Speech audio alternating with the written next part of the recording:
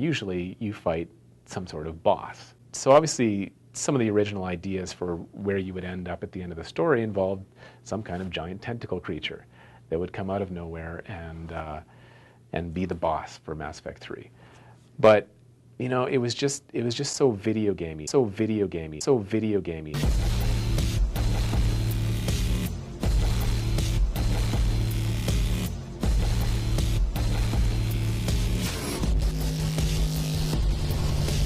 And that raises the question of, you know, like if video games are a medium for storytelling, do they always have to have an end boss? So video gamey, so video gamey, so video gamey.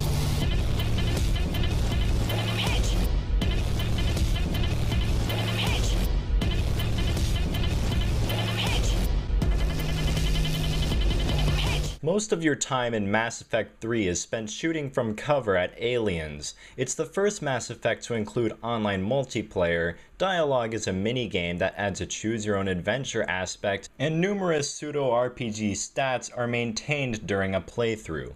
Mass Effect 3 is the embodiment of the stereotypical video game, so why, when designing the ending, was it suddenly important to eschew the mechanics that had made its franchise so popular?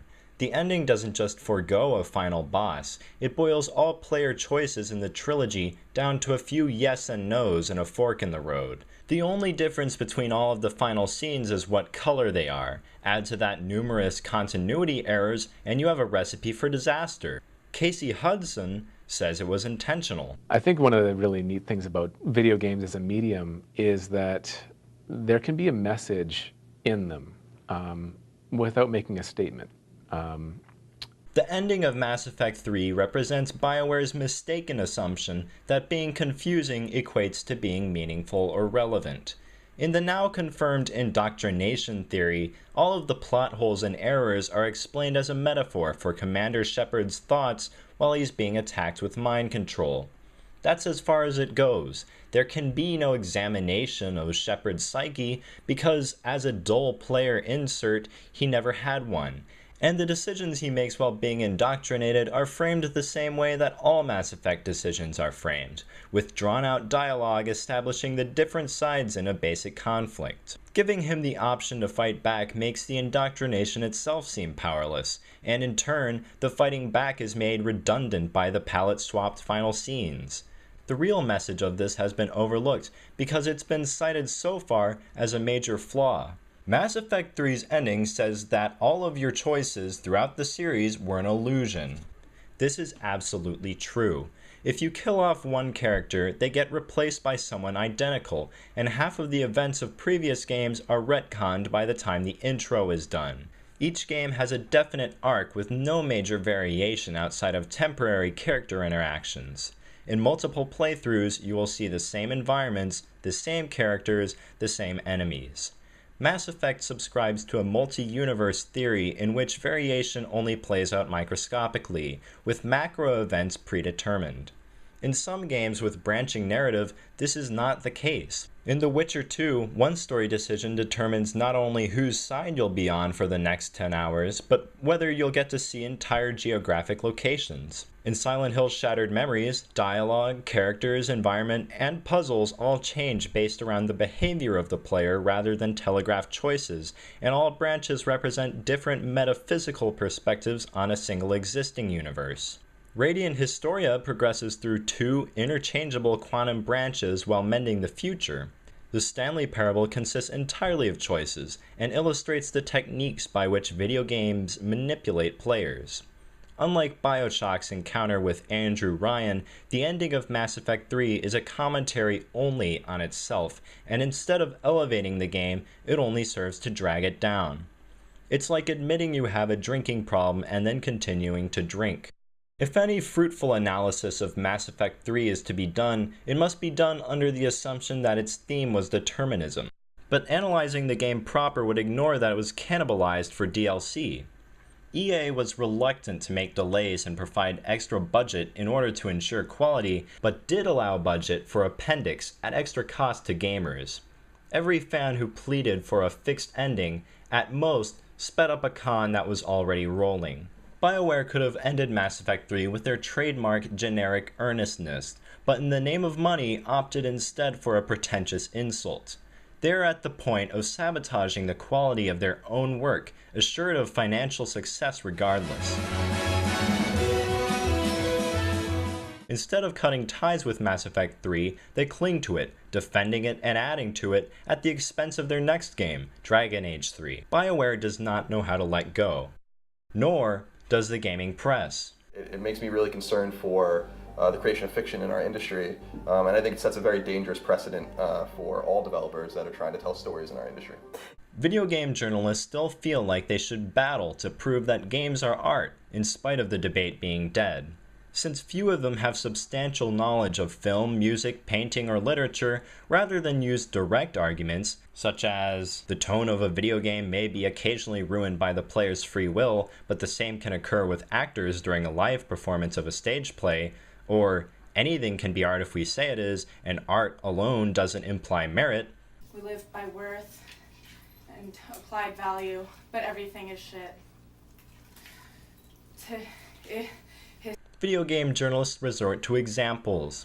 They rally around certain games regardless of merit because it is easier to say games are art because this game is art than it is to learn what games or art even means. This year, one such rallying point was Bastion, a collaboration between Supergiant and Warner Brothers, which had amateur animation, repetitive environments, overly simple gameplay, and a voiceover for storytelling. Reviewers wanted to tell you that it was innovative, but even the sole success of Bastion, the voiceover, had been used in video games ever since discs were able to store compressed audio. And together, we're gonna build something grand. And remember, you ain't in this alone. It was important to praise Bastion because it represented a chance to say that video games were art, not because it was an artistic achievement. It is by this token that journalists have been defending Mass Effect 3. Reviewers and news bloggers aren't interested in how poorly written the script is, how blank the faces of characters are, how many corners were cut, or how much of the game is spent with mediocre shooting. They're interested in BioWare's attempts at remaining contemporary, the clumsy romance, the sudden twist in the ending, the pointless choices, or the hilarious portrayal of post-traumatic stress disorder. To them, attempts at relevance are equal to actual relevance, and relevance is enough for them to defend it as art. So when fans began an online petition to fix the ending of Mass Effect 3, journalists lashed back, citing artistic integrity as a reason that nothing should be altered. The reasoning behind such a claim is based around auteur theory, but was Mass Effect 3 made by a single person? A visionary? Was Casey Hudson the writer, an actor, a modeler, a programmer, and a level designer? In writing the dialogue alone, multiple people were involved. There was no auteur or visionary behind Mass Effect 3, and designing it was a massive collaboration. Taking input from fans is no reflection on the talent of BioWare, but could theoretically help them regain their reputation for competence. Mass Effect 3, considered as art, doesn't exist until someone plays it, particularly considering its efforts to allow players to choose their own adventure. But BioWare, by adding multiplayer and being in charge of an MMO, is not only an artist, but a service provider. As a service provider, it is vital that they appease vocal dissent in their community. You believe that this is the work of a vocal minority who haven't actually been all that friendly or helpful to BioWare. But it definitely was the work of a vocal minority, and I would suggest a super minority, a very small group of people. Even if it's a minority. When a service provider has no monopoly and begins rejecting the input of its clients, they are on the road to ruin. No dangerous precedent is set by a developer improving their game. This precedent has existed forever, and it is wholly outside of the realm of the legal system, meaning that though a precedent, it has no definite power over the game developers. Many, if not all, video games are art, and better yet, they're a form of art that hasn't really been contemplated before. The people at BioWare are making mistakes because they're worried about the so-called debate of games as art. The ending was their attempt at meta-commentary, and believe it or not, they think they're conveying emotion. By featuring bisexual romances in their games, BioWare tries to recapture the same praise that Star Trek received for putting the first interracial kiss on TV back in 1968. Never mind that that same episode featured this scene.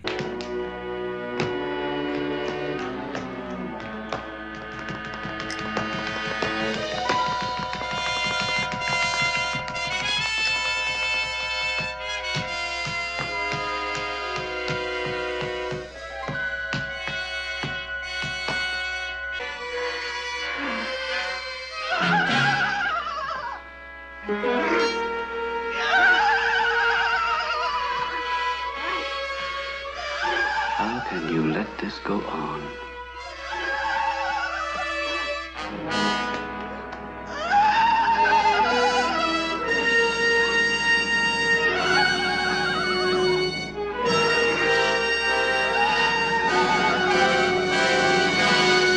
As long as BioWare retains its staff of fanfiction writers and remains incapable of understanding criticism that isn't a veiled compliment, they will never reach their goal, particularly when their other stated goal is to appeal to fans of Call of Duty. A system that really encourages you to be consistent. And that's when you press a button, something awesome has to happen. So button awesome.